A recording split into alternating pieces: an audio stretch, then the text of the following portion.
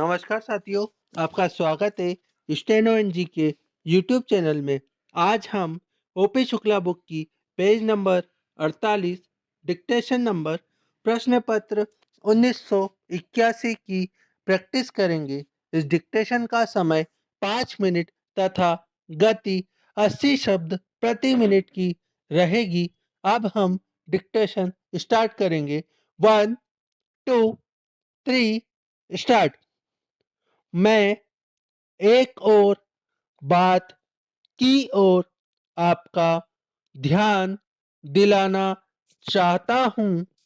यह सभा बहुत उचित रूप से इस विषय में सतर्क है कि हमारी शासन संबंधी सेवाओं के विकास में अपव्यय को रोका जाए।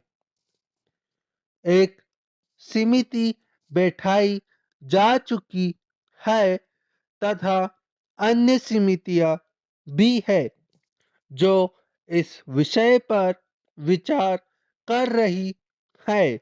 इस बात को ध्यान में रखिए कि भारत सरकार को जो कि 15 अगस्त 1947 से कार्य कर रही है, अब तक की किसी भी भारत सरकार की अपेक्षा अधिक समस्याओं का सामना करना पड़ रहा है।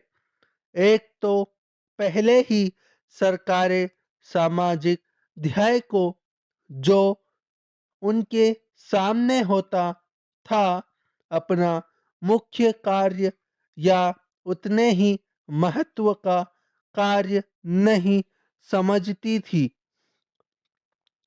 जितना कि हमें समझना चाहिए।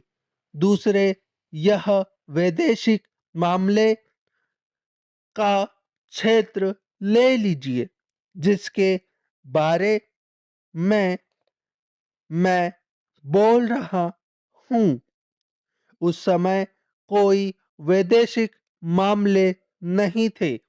हमारे लिए अपनी वैदेशिक और अंतरराष्ट्रीय स्थिति का निर्माण करना एक बिल्कुल नया प्रयास रहा है जिससे लाजमी तौर पर हमें यहाँ और विदेशों में अपने कर्मचारी वर्ग में बहुत काफी वृद्धि करनी पड़ी है और बहुत धन व्यय करना पड़ा है। यह हो सकता है कि कुछ बचत की जा सकती हो, उस पर विचार करना पड़ेगा और उसे देखना होगा। लेकिन आप स्वतंत्र राष्ट्र होते हुए उन वैदेशिक संबंधों के बिना काम नहीं चला सकते। भारतीय सारे संसार में फैले हुए हैं। हमें उनके हितों को देखना है। प्रवासी भारतीयों के अतिरिक्त और भी हमारे हित है जिन्हें हमें देखना है। एक स्वतंत्र देश के लिए, विशेषकर भारत जैसे महान और बड़े देश के लिए, यह बिल्कुल असंभव है कि वह विदेश व्यापार ग्रहों, विदेशी दूतावासों और विदेशी व्यापार मंडलों आदि के साथ एक जैसे संबंध स्थापित किए बिना अपना अस्तित्व बनाए रख सके। Paragraph change.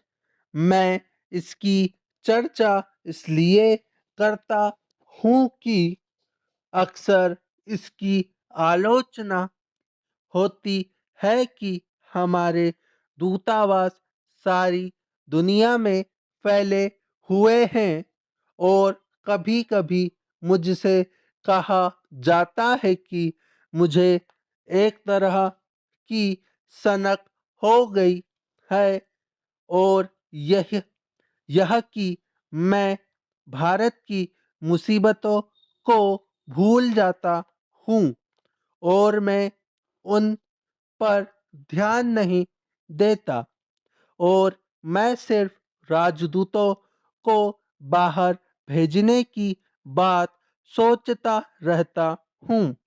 मैं चाहूँगा कि यह सभा इस मामले पर विचार करे और इसके संबंध में बिल्कुल स्पष्ट रूप से समझ ले। इससे पता चलता है कि लोगों को इसकी काफी समझदारी नहीं है। तो उम्मीद है ये वीडियो आपको पसंद आई होगी। अगर पसंद आती है तो इसे लाइक करिए, चैनल पे नए हैं तो इसे सब्सक्राइब करिए। आज के लिए इतना ही। जय हिंद, जय भारत।